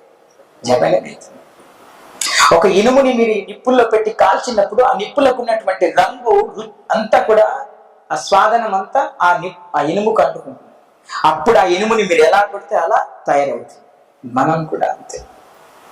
భగవంతుడి నామంతో, భగవంతుడి యొక్క కీర్తనతోటి, భగవంతుడి యొక్క స్మరణతోటి, భగవంతుడి యొక్క సేవతోటి, భగవంతుడి యొక్క కైంకర్యంతో ఎప్పుడైతే ఏదో ఒక స్వాదనం అవుతుంటామో అవన్నీ మనలో నిప్పులాగా, ఎట్లయితే నిప్పులో కాల్చబడిన వస్తువు ఎట్లయితే ఎర్రగా అయిందో, మనం కూడా ఈ హరినామంతో, ఈ యొక్క హరినామ సేవతోటి, ఈ హరిని యొక్క విష్ణు పదంతో ఎప్పుడైతే కాల్చబడతామో మనం కూడా అలానే తయారైంది. Simple logic. సో కాబట్టి మీరు అప్పుడు ఎలా కావాలంటే అలా భగవంతుడు తయారు చేస్తారు. దయచేసి ఈ కార్తీక మాసం చాలా వరకు మనం అందరం ఎండింగ్ లో ఉన్నాం. రేపు ఎల్లుండి అయితే అయిపోతుంది. అవునా? వైష్ణవ తిథి ప్రకారం మనకి సాటర్డే సండే వరకు, but Sunday Saturday close. So మనం అందరం ఇన్ని రోజుల నుంచి ఇన్ని కార్యక్రమాలు చేస్తూ వస్తున్నాము. భగవంతుడు చూస్తూ వస్తున్నాం, హారతులు ఇస్తూ వస్తున్నాం. కానీ మార్పు గనక మీ హృదయంలో జరగకపోతే నథింగ్. మేము ఇన్ని రోజులు వచ్చి కూడా ఫలితం లేదు, మీరు మారకపోయినా ఫలితం లేదు. ఒక్క మంచి అలవాటు చేసుకోండి, మొత్తం మారమని మేము ఏం చెప్పట్లేదు. ఎవరు కూడా ఒక రైట్ లో ఎవరు యోగి కాలేరు, అవునా? సో కాబట్టి ఈ కార్తీక మాసం అయిన తర్వాత మేము ఇది ఒక సంకల్పం చేసుకోండి మీరు, అంతే. మేము మా జీవితం నుంచి ఈ యొక్క చెడు అలవాటుని తీసాము అని మీరు నాకు ఒక్కసారి మేమందరం మళ్ళీ ఈ కార్తీక మాసం చేసిన వాళ్ళందరికీ కొద్దిగా ఉత్సాహవంతమైన కార్యక్రమం పెట్టాలంటే మేబీ సండే అవ్వచ్చు, మేబీ వాట్ విల్ డిసైడ్. అప్పుడు మీరు మాకు ఏదో ఒకటి చెప్పాలి, ఈ చెడు లక్షణాన్ని మేము వదిలేసాము. So I want to listen which మీరు ఏం ఆపోదించుకున్నారు, మీకు కూడా అవకాశం వస్తుంది. మైక్ మీ దగ్గరకు వచ్చినప్పుడు చెప్పండి, మీరేం నేర్చుకున్నారు కార్తీక మాసంలో, మీరేం వదిలేశారు భగవంతుడి కోసం. So this is Krishna expecting, not me. నేను ఎక్స్పెక్ట్ చేయలేదు, భగవంతుడు ఎక్స్పెక్ట్ చేస్తున్నారు మీ నుంచి. సో కాబట్టి నాకు ఇవ్వద్దు, నా కోసం వదిలేదు, భగవంతుడి కోసం. మీకు బాగా ఇష్టమైందంటే భగవంతుడికి అయిష్టమైందని అర్థం. నాకు బాగా తాగడం ఇష్టం, భగవంతుడికి ఇష్టమా? లేదు, అది వదిలేయమంటుంది భగవంతుడు. నాకు బాగా తినడం ఇష్టం, కానీ భగవంతుడికి ఇష్టమా? అది వదిలేయమంటుంది. జియో ఆరోగ్యంగా బతకండి. ఆరోగ్యం మీకు కావాలా వద్దా? కావాలా వద్దా? కావాలంటే సాధ్యమైనంత వరకు హింసకు దూరం ఉంటుంది. It's acharyas guarantee. నేను గ్యారంటీకి ఇస్తున్నాను మీకు. మీరు ఏదో ఒక రోజు గర్వంగా ఫీల్ అవుతారు. మీరు ఎట్లా ఫీల్ అవుతారంటే, మీరు చాలా వరకు రేపు భవిష్యత్తులో మీరు చాలా ఆనందంగా ఉంటారు. ఎట్లా అంటే చాలా మందికి కలిగేటువంటి గతులు మీకు కలగవు, అప్పుడు మీరు ఆనందంగా ఉంటారు. అది మీరు దృష్టిలో పెట్టుకోండి. అలా కావాలనుకుంటే మీరు ఫుడ్ రెస్ట్రిక్షన్ చాలా జాగ్రత్తగా మెయింటైన్ చేయాలి. That is very very important. మీరు ఆహారం మంచిదైతే శరీరం ఆటోమేటిక్గా సుధరాస్తుంది. నా నుంచి మీ అందరికి రిక్వెస్ట్ ఇది ఒకటే. చాలా మందికి అదే ఉంది. బుద్ధుడు భగవంతుడి యొక్క 21వ అవతారం. ఎన్నో అవతారం? 21. 22 అవతారం కల్కి అవతారం. ఏమవుతారం వచ్చిందా? రాలే ఇంకా. భాగవతం ఇట్ ఈస్ దే దట్ 14వ అవతారం నరసింహస్వామి అవతారం. భగవంతుడి యొక్క 14వ అవతారం నరసింహ. 19వ అవతారం బలరామ. 20వ అవతారం కృష్ణ. 21వ అవతారం బుద్ధ. 22వ అవతారం కలికి. ఇందాక చెప్పాను నేను ఎందుకు ఈ యొక్క బుద్ధ అవతారం వచ్చింది అంటే, కంక్లూజన్ చిన్నగా చెప్తాను. ఇందాక చెప్పాను, సమాజంలో ఉన్న అప్పటి పరిస్థితులకి ఆల్రెడీ ద్వాపర యుగం ఎండ్ అయిపోయి కలియుగం వచ్చేసింది. వచ్చిన తర్వాత సమాజంలో అసమానత్వం ఏర్పడడం జరుగుతుంది. ఎలా? ఎవరికైతే జ్ఞానం ఉందో, మనం దీన్ని అంతా వెనుకకు పోతూ ఉంటే చాలా ఉంది. వెనుకకు పోతుంటే ఎవరైతే కొంతమంది పండితులు కావచ్చు, కొంతమంది పీఠాధిపతులు కావచ్చు, కొంతమంది ఎవరైతే ఈ జ్ఞానాన్ని తెలిసిన వాళ్ళు ఉన్నారో, నిజానికి వాళ్ళకి శాపం ఉంది భాగవతంలో. అక్కడ నుంచి వాళ్ళ పతనం మొదలైంది. అర్థమవుతుందా? సో ఎవరి వర్గం మనం పేరు పెట్టొద్దు కానీ, సో అక్కడ నుంచి వాళ్ళ యొక్క పతనం మొదలైంది. సో దాని తర్వాత వాళ్ళకి ఆ యొక్క శాపం వల్ల వాళ్ళ అసమానత్వాన్ని ప్రకటించడం మొదలు పెట్టారు. దత్తాత్రేయ ప్రభుత్వం ముదిరేనైనా ముదరి శ్రీధర్ మతాన ఏ మతలేనా ఏదైనా. ఒకసారి ఆది శంకరాచార్యులు స్వయంగా వీధిలో వెళ్తుంటే ఒక తాగుబోతూ ఎదురుగా వస్తారు.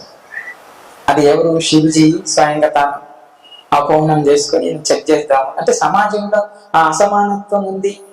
ఒక్కొక్కసారి ఆయనకు కూడా తెలియనటువంటి ఫీలింగ్ ఉంటుంది అని దాన్ని తొలగించాలనే ఉద్దేశంతో శివజీని ఆ యొక్క తాగుబోతు అవతారం తీసుకుని అలా వస్తారు. గుఫ్ గుఫ్ అని ఆసన వస్తుంది. ఆదిశంకరాచార్యులు అట్లా నడుస్తూ పోతున్నారు సాధువులతో. అట్లా అక్కడ ఆదిశంకరాచార్య శిష్యులు ముందు తాగిపోతున్నారు, పక్క సరి ఏమా పెద్ద గురువు చూస్తున్నాడు, పక్క జరుగునా అని అంటాడు. ఏ గురువు? ఎవరి గురువు అంటాడు? గురువు అది గురువు, జగద్గురువు. ఓకే గురువు ఓకే, ఆయనతోటే మాట్లాడతాను. గురువు అంటున్నా కదా, ఉస్సే మే బాత్ కరేగా సీదా సీదా ఉస్కు బులా. ఆయన వచ్చి చండాలుడా తాగుబోతున్నాడు, నాకు ఎదురు దూరం జరు అంటాడు. అప్పుడు ఆయన చెప్తారు జ్ఞానోదయం, ఎంత దూరం జరగాల, ఎంత దూరం జరగాల, ఒక 10, ఒక 5, 2 అడుగులు, 3 అడుగులు, 10 అడుగులు. సరే 10 అడుగులు జరిగినప్పుడు మరి నువ్వు మైల అంటున్నావు, లేకుంటే ఏదో అంటున్నావు కదా, మరి నా కాళ్ళ కింద భూమి ఉంది, నీ కాళ్ళ కింద కూడా భూమి ఉంది, మన ఇద్దరి భూమి నిల్చున్న భూమి ఒకటే కదా, అప్పుడు మైల అంటుతలేదా? అంటుతలేదా? ఇప్పుడు నేను బాగా తాగినా, నేను తాగి వదిలేస్తున్నా, నా నుంచి వస్తున్న శ్వాస నీ దగ్గరికి వస్తుంది, నువ్వు పిలుచుకుంటున్నావు, నువ్వు వదిలే శ్వాస నేను పిలుచుకుంటున్నా, గాలికి అంటూ లేదా? బంద్ చేయి, ముక్కు మూసుకో, బంద్ చేయి, భూమి మీదకి లేవు, గాలిలో నిలబడి మొత్తం అంటుండాలి కదా, గాలితో అంటుండాలి, భూమితో అంటుండాలి, అన్నిటితో అంటుండాలి. సపరేట్ గా అగ్గిని కొనుకొచ్చుకొని పిట్టలు పెట్టుకొని రెడీ పెట్టుకొని మన అగ్గి మన ఇంట్లో పెట్టి చగ్గి సపరేట్ ఉండాలి, సాధ్యమా? పోనీ ఇవన్నీ అంటున్నావు, నువ్వు నన్ను దూరం దూరం అంటున్నావు, నన్ను ముట్టక అంటున్నావు. మరి నీలో ఉన్న ఆత్మ, నాలో ఉన్న ఆత్మ, నువ్వు ఆత్మని దూరం అంటున్నావా, శరీరాన్ని దూరం అంటున్నావా? ఆత్మకి అంట, శరీరానికి అంట, ఇవన్నీ అడుగుతారు ఆయన క్వశ్చన్స్. అప్పుడు ఆదిశంకరాచార్యుడికి నేను ఏదైతే ప్రచారం చేస్తున్నా దాన్నే మర్చిపోయినా. అరే నిజమే కదా, ఆత్మకి భేదం లేదు, ఆత్మ పరమాత్మ, ఆత్మ ఆత్మ ఒకటే. అవునా? ఎతో ఇతో నరసింహ పరతో నరసింహ, ఎతో ఎతో యామి తతో నరసింహ. ఇక్కడ నరసింహదేవుడు, అక్కడ నరసింహదేవుడు, ఎత ఎత యామి, ఎక్కడ వెతికినా అక్కడే భగవంతుడు, నీలో కూడా భగవంతుడు ఉన్నాడు. మరి అలాంటి మీరు నన్ను జరుగుమంటున్నారా, నాలో ఉన్న ఆత్మని జరుగుమంటున్నారా అని ప్రశ్నిస్తారా? అప్పుడు శంకరాచార్య గురువులకి గుర్తొస్తుంది, అవును కదా, నేను ఆత్మస్వరూపుడనని మర్చిపోయాను కదా, ఆత్మస్వరూపుడనని మర్చిపోయి నేను నిన్ను ఇలా అన్నాను కదా. అప్పుడు ఆలింగనం, మీరెవరో నాకు తెలిసిపోయింది. అప్పుడు ఆలింగనం చేస్తాను. ఈ దుమ్ము మైల శరీరానికే, ఆత్మకి లేదు. మనమందరం ఆత్మస్వరూపులం, మనందరం భగవంతుడి బిడ్డలు. భగవంతుడు అదే చెప్తున్నారు, మనమందరం ఆత్మస్వరూపులం. అదే విషయాన్ని బుద్ధుడు గ్రహించారు. బుద్ధుడు ఏం గ్రహించారంటే, నేను రాజుగా ఉన్న వాడికి నాకు పంచభక్ష పరిమాణాల పాపం, బయట చూస్తే వాడికి అది తిండి కూడా తినడా, అది గ్రహించారు ఆయన. మంచిగా అర్థం చేయండి, ఇది చాలా మందికి అర్థం కాని విషయం. ఆయన ఏం చేశారంటే, పోతున్నాడు, ఆకలేస్తుందంటే ఆపి, రాజు ఏడాగుతాడు, మంచి ఛత్రం వేస్తారు, అన్నీ వేస్తారు, మస్తు భోజనాలు పెట్టేస్తున్నారు. ఆ పక్కన ఎవడో తింటున్నాడు, వాడు పాపం నేల మీద వేసుకొని తింటున్నాడు, వాడికి ఏమీ లేవు తిందామంటే. అప్పుడు ఆయనకి అర్థమైంది ఏంటంటే, రాజుగా ఉన్నందుకు నాకు ఈదా, మరి వాడేం తప్పు చేశాడు, మరి నాలో ఉన్న భగవంతుడు ఆడ దాంట్లో కూడా ఉన్నాడు కదా. ఆయన ఇవాడు రాశారు కదా పాట, నాలోన శివుడు గలడు, నీలోన శివుడు గలడు, నాలోన గల శివుడు, నీలోన గల శివుడు, ఒక కన్ను తెరవగలడు, నిన్ను భస్మం చేయగలడు. అన్నా కదా, భగవంతుడు మూడో కన్ను ఎందుకు పెట్టుకున్నారంటే, ఎవడైతే అజ్ఞానంతో నాకు వస్తాడో వాడి యొక్క అజ్ఞానం, వాడి మనసులో ఉన్న అజ్ఞానాన్ని పటాపంచం చేయటందుకు కోసం మూడో కన్ను పెట్టుకున్నాడు. అంతేగాని సృష్టిని భగ్నం చేయడానికి లేదు. భగవంతుడు సృష్టిని కాపాడేందుకు కోసమే ఈ హాలాహలం దాగిండు పాపం అయ్యా. ఆయన ఎందుకు ఖరాబ్ చేస్తాడయ్యా? చాలా మంది త్రిశూలం దేవుడి దగ్గర అది ఉంది, ఆయుధం ఉంది. ఎందుకు ఆయుధం ఉంది? ఎవడైతే దుష్టబుద్ధితో వచ్చిన వాడికి ఆ దుష్ట బుద్ధిని అంతం చేసేదానికి ఆయుధం ఉంది. అట్లా ఈ భేదం అనేది బుద్ధుడికి ఎట్లా కలిగింది? ఈ అసమానతల్ని రూపుమాపాలి, సమానత్వమైనటువంటి సమాజాన్ని నిర్మించాలి. అలాంటి భావాన్ని నా ద్వారా ప్రచారం చేయాలని చెప్పేసి భగవంతుడు సాక్షాత్ 21 అవతారం, విష్ణు అవతారం బయటికి వెళ్ళి అందరికి సమానత్వాన్ని ప్రకాశింపజేస్తుంది. అది విష్ణు అవతారమే. కానీ అర్థం చేసుకునే వాళ్ళు డిఫరెంట్గా. ఎవరో ఎందుకు భారతదేశంలో బుద్ధిజం ప్రబల లేదు అంటే, మన దేశంలో వేదాలు చదివిన వాళ్ళు, పురాణాలు చదివిన పండితులు చాలా మంది గర్విష్ఠులై, అహంకారులై, ఇది వస్తే మనందరిది చాప్టర్ క్లోజ్ అని. अभी आ रहे ना आजकल, इस्कान बोले तो विदेशी संस्था बोलते हैं सब लोग, इस्कान बोले तो सब लोगों को ఈక్వల్ देखते, नहीं ये मत आने का, ఈక్వల్ దేనే అంటే సమానంగా చూసే వాళ్ళు ముందుకు రావద్దు, అసమానతలు ఉండాల్సిందే సమాజంలో అనుకునే వారికి ముందుకు తీసుకొస్తాం. అందుకని చెప్పాను భగవద్గీత ఎందుకు ఇంకా భారతదేశంలో పెట్టుబడట్లేదు, ఎందుకు తెలుసా? అది వస్తే అసమానత్వమే లేదు, అది వస్తే అసలు ఎట్లాంటి గొడవలు లేవు, అది ఆచరిస్తే ఎటువంటి బాధ లేదు. మరి అది ఆచరిస్తున్నారు కాబట్టి ఇన్ని కోట్ల మంది ఇస్కాన్ కృష్ణ భక్తులు ఎలా ఉన్నారు? క్రిస్టియన్స్ వాళ్ళంతా పరదేశాలు, వాళ్ళెందరూ మన ధర్మం స్వీకరించి ఉన్నారు. ఎందుకున్నారు? మన ధర్మాన్ని అర్థం చేస్తున్నారు. బుద్ధిస్ట్ కూడా ఏం చేశారంటే ప్రచారం చేస్తూ దేశం అంతా ప్రచారం చేసుకుంటూ వచ్చారు. కానీ ఎక్కడా కూడా దాన్ని ఆపోదించుకోలేరు, అవాలించలేరు. ఎందుకంటే ఎక్కడెక్కడ సాంప్రదాయాలు, ఎక్కడెక్కడ అన్ని ప్రజల నానుల్లో, ప్రజల హృదయాల్లో గట్టిగా స్తంభం వేసుకొని కూర్చున్నాయి. అవి దాన్ని ఎవరు తీయాలి? అలా చెప్పుకుంటూ పోతుంటే ఆసియా ఖండాలు దాటి చైనా పోయారు. అక్కడ వాళ్ళు యాక్సెప్ట్ చేశారు కాబట్టి అక్కడ పెరిగింది. అది వాళ్ళకి కమ్యూనిస్ట్ కంట్రీ, అందరికి సమానత్వం కావాలి, వాళ్ళకి అవసరం. అది కమ్యూనిస్టులు అందరికి సమానంగా ఉండాలంటారు కదా, ప్రతిదీ కూడా అందరికి సమానంగా ఉండాలి. అక్కడ అది ఆదరించబడింది, అందుకోసమని అక్కడ ఉంది, మన దగ్గర లేదు. అది తేడా. కానీ బుద్ధుడు ఎప్పుడు భగవంతుడు అవుతారు, 21 అవతారం అది. సో కాబట్టి మనం అందరం బుద్ధుడి నుంచి నేర్చుకోవాల్సింది ఏంటంటే అందరినీ సమానంగా చూడాలి, ఎవరిని ఏ భేదాభిప్రాయం భగవంతుడికి లేదు.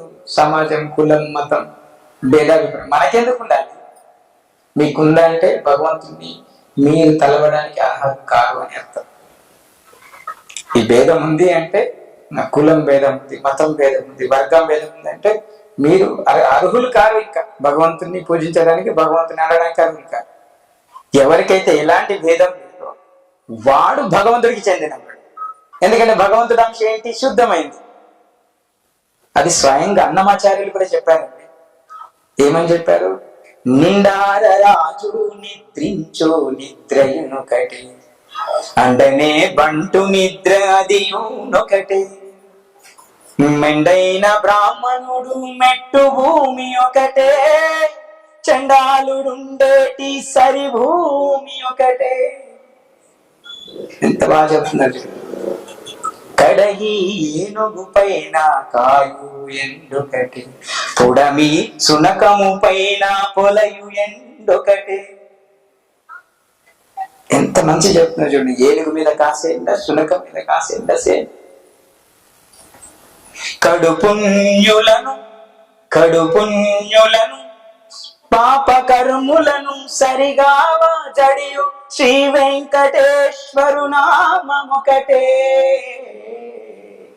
బ్రహ్మముకటే పర, బ్రహ్మముకటే పర, బ్రహ్మముకటే పర, బ్రహ్మముకటే పర, బ్రహ్మముకటే. ఇంత మంచి చెప్పారు. ఇంకేం చెప్తా? కొండలలో నెలకొన్న కోనేటి రాయలు వాడు. మంచి చెప్తున్నారు. ఎవ్వరి భేదాలు ఏమున్నాయి? బీబీ నాంచారు వస్తే ఆయనకి ఇస్తారు. ఇప్పటికీ మొట్టమొదటి ప్రసాదం భగవంతుడి వెంకటేశ్వర స్వామికి, ఆయన పేరు ఏముంది? బాలాజీ అని ఉండే ఆయన భక్తుడు, నాథురాం బాబా ఏముంటుంది కదా ఆయన పేరు, హాతీరాం బాబా యొక్క ఆశ్రమం నుంచి మొట్టమొదటి ప్రసాదం ఇస్తుంది భగవంతుడికి. తెలుసా?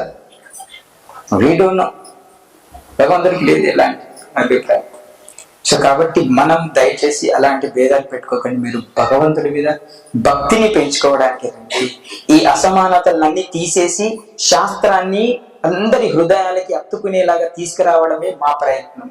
కాబట్టి దయచేసి మా ప్రయత్నానికి మీరు మీరు కీడు చేయక అంటే మంచి చేయకపోయినా పర్లేదు కానీ కీడు మాత్రం చేయకండి దయచేసి. మీరు ఎంకరేజ్ చేయకుండా పర్వాలేదు కానీ దూరంగా ఉండడానికైనా సరే ప్రయత్నం చేయండి, కానీ దీన్ని డిస్టర్బ్ చేయొద్దు దయచేసి. దీనివల్ల ఎవరు లాభం పొందే వాళ్ళకి సక్రమంగా లాభం పొందనియండి, వాళ్ళు దీంట్లో తరించనియండి. మా వంతు ప్రయత్నం తప్పకుండా చేస్తాము, ఇక్కడ కాదు ఎక్కడికైనా కూడా పోతాం. సో ఖచ్చితంగా భగవంతుని నామం అందరికీ అర్హత ఉంది, హక్కు ఉంది. అందరు కూడా భగవంతుడు అదే చెప్పారు, ఎవరు పండితుడు ఎవరు బ్రాహ్మణుడు అని చెప్పారు తెలుసా, నిజమైన బ్రాహ్మణుడు. అవునా? సో ఎవరైతే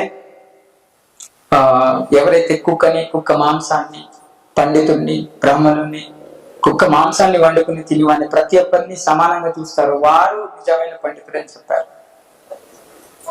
పండిత సముదర్శన అన్నారు కదా, శుని చైవ శ్వపాకేవ పండిత సముదర్శన అన్నారు. భగవంతుడు చెప్పారు, నేను చెప్పట్లేదు. మరి ఈ విషయం ఇది చెప్పారని చెప్పి ఎవరు చెప్పాలి సమాజానికి? చెప్పాలి కదా, నాలాంటి వాళ్ళు ఎవరో ఒకరు, ఇదయ్యా మన ధర్మం ఇది చెప్తుంది, మీరు అట్లా చేయొద్దు, మన ధర్మంలో అలా లేదు. భేదాలు మనుషులు సృష్టించాలి కానీ భగవంతుడు సృష్టించలేరు. ఆ భగవంతుని మనం దగ్గర తీసుకుందాము, సరైన దిశగా మనం ఈ యొక్క ధర్మాన్ని నేర్చుకుందామని చెప్పేసి మనం అందరం శుద్ధిగా ఉండాలి. హరే కృష్ణ.